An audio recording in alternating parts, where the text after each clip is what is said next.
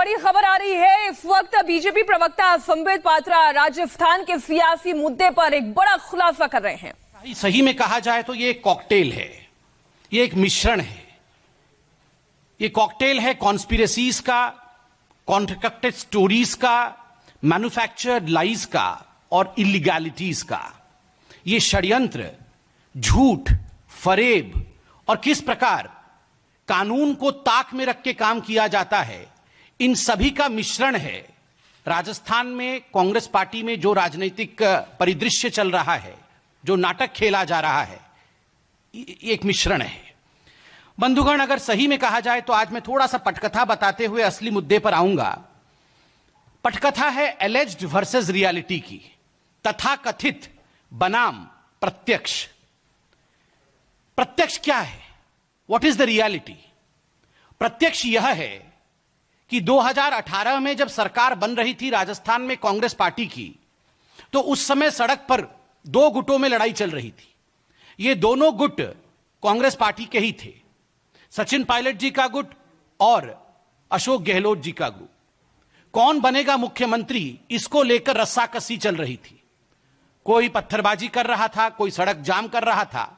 आपस में जिस प्रकार ये भिड़े हुए थे, तो कहीं ना कहीं ये जो रियलिटी है, ये जो प्रत्यक्ष में हम स्टोरी देख रहे हैं, सड़कों पर लोग देख रहे थे।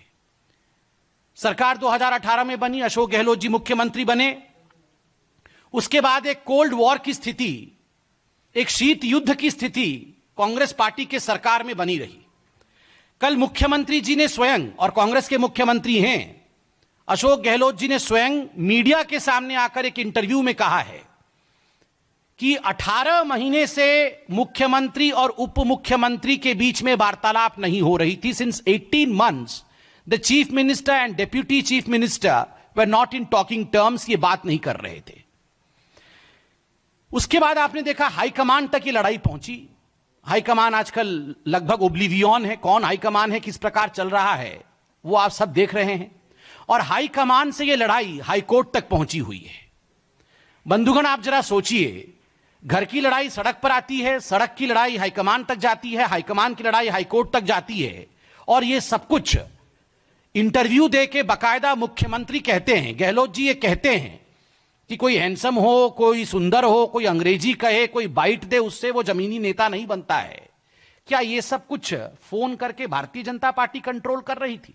क्या ये ऑडियो के माध्यम से भारतीय जनता पार्टी कंट्रोल कर रही थी? Of course not. The sin was theirs.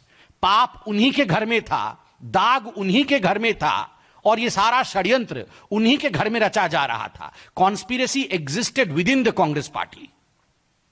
Alleged क्या है? ये तो यथार्थ था। और ये जो हमारे पे तथाकथित एलिगेशंस लगाया जा रहा है, वो क्या है कि कुछ ऑडियो टेप्स हैं, और ऑडियो टेप्स के माध्यम से भारतीय जनता पार्टी कांग्रेस पार्टी को तोड़ने का प्रयास कर रही है। कल भारतीय जनता पार्टी ने स्पष्टता के साथ कहा कि यह मैन्युफैक्चर्ड है, यह कृत्रिम है, और मैन्युफैक्चर्ड क्लिप्स के माध्यम से कहीं ना कहीं एक बहुत बड़ा षड्यंत्र रचा जा रहा है। अब हम विषय पे आते हैं, और कुछ महत्वपूर्ण सवाल आज हम कांग्रेस पार्टी के आला कमान और कांग्रेस पार्टी के राजस्थान सरकार से पूछना चाहते हैं। These are serious questions, and I believe mister Ashok Gehlot and mister Rahul Gandhi both are watching this press conference. Please take note and we want these answers immediately. हमें ये प्रश्नों के उत्तर तत्कालीन चाहिए। प्रथम, क्या फोन टेपिंग किया गया? क्या आधिकारिक रूप से फोन टेपिंग किया गया? Was phone tapping done? This is the first question that the Congress government in Rajasthan should answer. जो राजस्थान की कांग्रेस की सरकार है, बोल्ड लेटर्स में हम पूछ रहे हैं, भाजपा पूछ रही है, क्या फोन टेपिंग किया गया? क्योंकि आप और आपके प्रवक्ता, आपके बड़े नेता इंक्लूडिंग मुख्यमंत्री ये कह रहे हैं कि ये जो टेप्स हम देख रहे हैं ये ऑथेंटिक है, जबकि एफआईआर में नाम नहीं है। एफआईआर में तथाकथित कहा जाता है, एफआईआर में कहा जाता है ये जो टेप से हमें सोशल मीडिया इत्यादि से मिला है, मगर आप तो सीना ठोक के कह रहे हैं ये ऑथेंटिक है। मतलब फोन टेपिंग किया गया क्या, तभी तो ऑथेंटिक है या नहीं आप कह सकते हैं। ये पहला प्रश्न है। दूसरा प्रश्न है, is it not a sensitive issue? Phone tapping अगर किया गया है, क्या ये एक संवेदनशील और एक कानूनी विषय नहीं है? Is it not a sensitive and a legal issue? इसका जवाब कौन देगा? Third, assuming that you have taped phones, the question is, प्रश्न है कि was the standard operating procedure followed?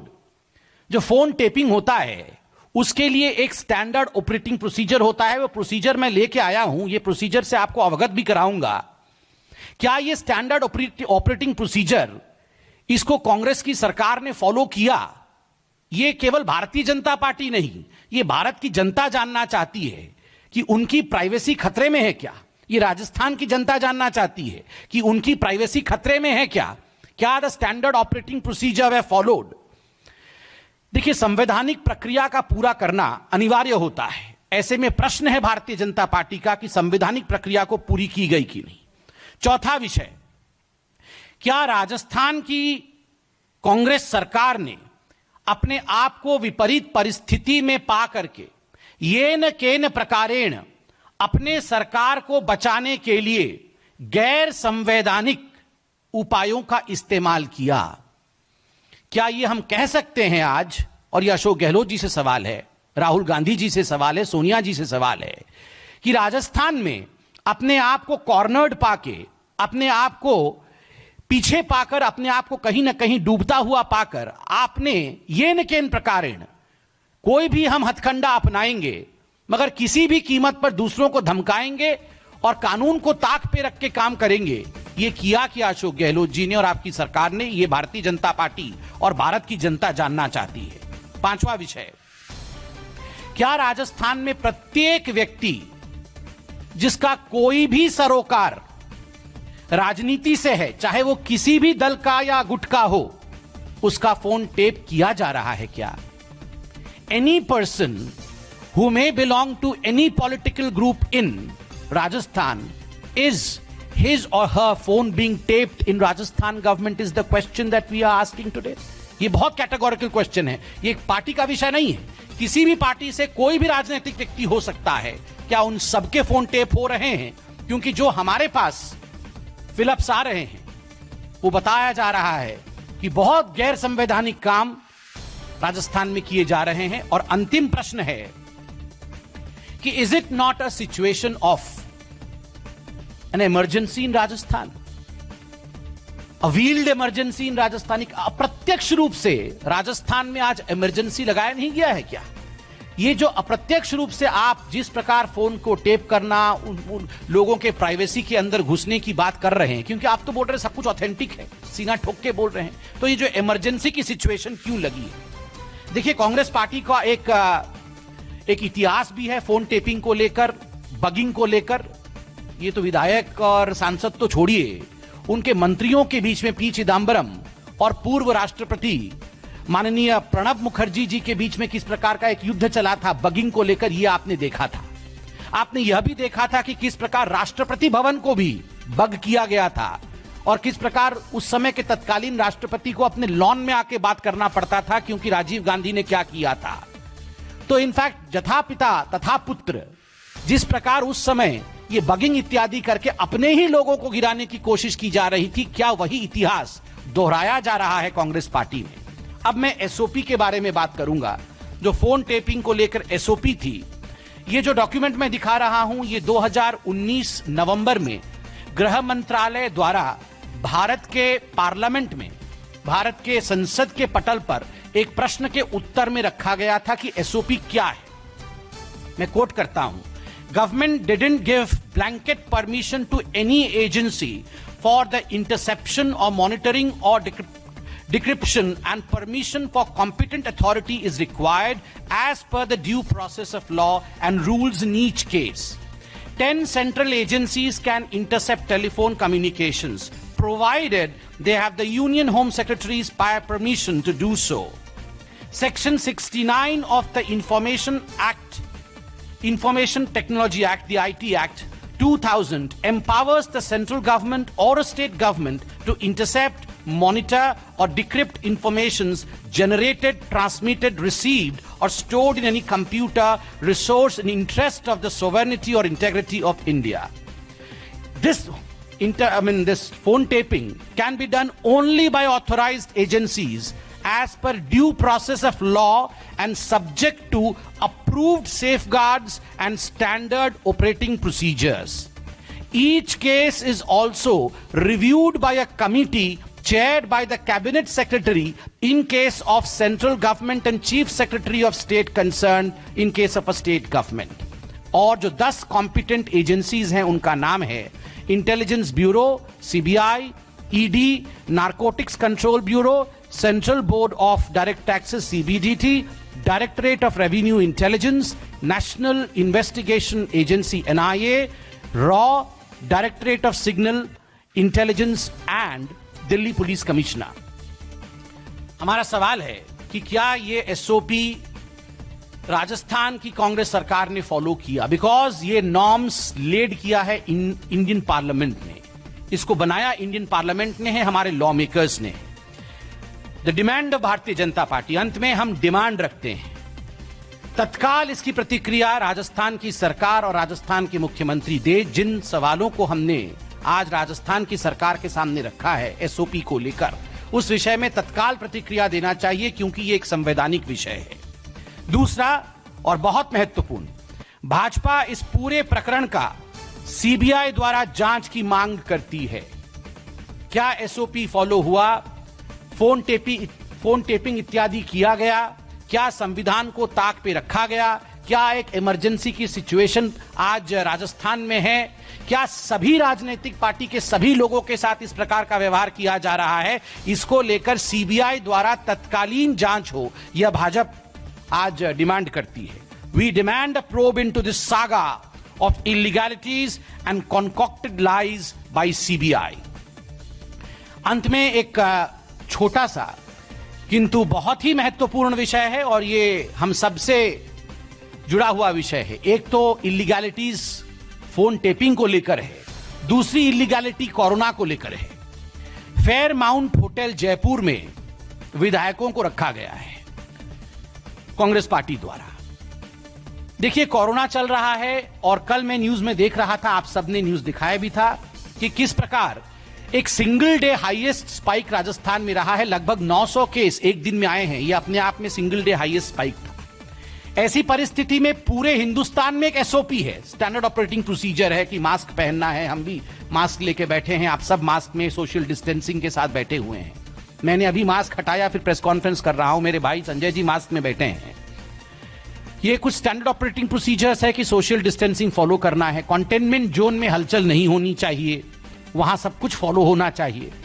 ये जो कंटेनमेंट जोन है जयपुर में, जहां इन विधायकों को रखा गया है, मीडिया ने कल तस्वीरें दिखाई कि कोई सोशल डिस्टेंसिंग नहीं है, कोई मास्क नहीं पहना हुआ है, कोई वहां पर कानून को फॉलो नहीं कर रहा है। अगर लॉ मेकर्स लॉ ब्रेकर बन जाए, कोरोना को लेकर इस प्रकार का संदेश लॉ मेकर स्वयं दे, विधायक स्वयं दे, तो आप बताइए राजस्थान की जनता और मैं तो कहता हूं पूरी हिंदुस्तान की जनता के बीच में क्या संदेश जाएगा?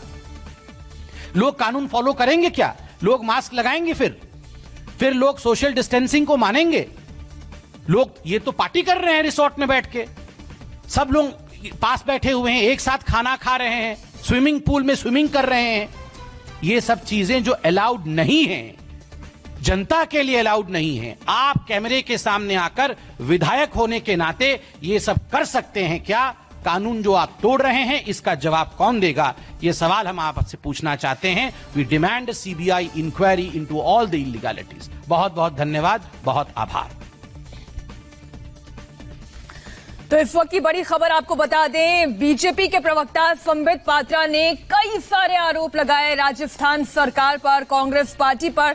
सबसे पहली बात उन्होंने शुरुआत ही यहीं से की कि जो कुछ भी राजस्थान में और रिकॉर्डर टेप के जरिए ये घटनाक्रम घटित हो रहा है, वो मन घड़ंत कहानियों का कॉकटेल है, मन घड़ंत कहानियों का मिश्रण है, कॉन्स्पिरेसी है, झूठ है, फरेब है। उन्होंने कहा ये पूरी लड़ाई तथाकथित और तथ्य के बीच में है। तथाकथित रूप से बीजेपी को बदनाम करने की साजिश रची जा रही है। चुनाव के दौरान से अशोक गहलोत और पायलट कैंप के बीच में कोल्ड वॉर लगातार जारी थी। और 5 सवाल भी उन्होंने उठाए, वो 5 सवाल इस वक्त हम आपके सामने रख रहे हैं। क्या राजस्थान में अप्रत्यक्ष इमरजेंसी है? I would say we would not reply on manufactured clips. Why should I? Who is Sanjay Jain? Who is who in these manufactured clips? Why should we be from this high pedestal? Why should we be answering these questions? Not of any importance at all, because these are all manufactured and concocted stories. These are fictional stories, and we do not reply on fiction. We have demanded a CBI inquiry. दूध का दूध और पानी का पानी CBI inquiry से हो जाएगा. Everything. Who is this Sanjay Jain in the concocted story? Why should I be projecting anything about him or her? Because these are concocted lies. Investigation has been demanded by our party. Let the investigation say who is the person, whether they exist or not, whether it's a fictional story, which we strongly stand by that these are manufactured clips and fictional stories. एक minute Ravindra जी.